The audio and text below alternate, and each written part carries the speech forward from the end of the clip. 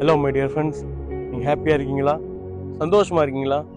நம்மை தேவன் சந்தோஷமாக இருக்க அழைத்திருக்கிறார். எனவே நாம் சந்தோஷமாக இருப்போம், கர்த்தருக்குள்ள சந்தோஷமாக இருப்போம்.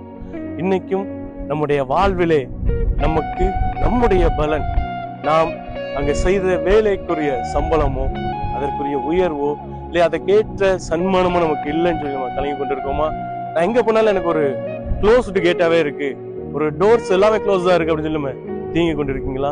இன்னைக்கும் கர்த்தர் நமக்கு கூற என்னன்னா, வெளியின் விருட்சங்கள் அதனுடைய கனியை தரும். நாம் செய்கிற நம்முடைய வேலைகள் அதன் கனியை நமக்கு தரும். பூமி தன் பலனை நமக்கு தரும்.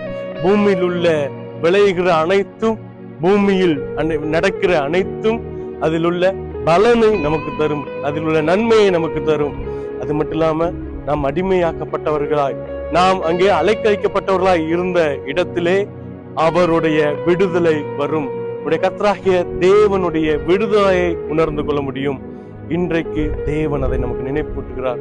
அப்போனா நாம் தேவன் யார் என்று, நம்மை நடத்துகிறவர் இன்னார் என்று, நாம் ஆராதிக்கிறவர் இன்னார் என்று, நாம் விசுவாசிக்கிறவர் எப்பேற்பட்டவர் என்று நாம் அறிந்து கொள்வோம் என்பதை நமக்கு தேவன் நினைப்பூட்டுகிறார்.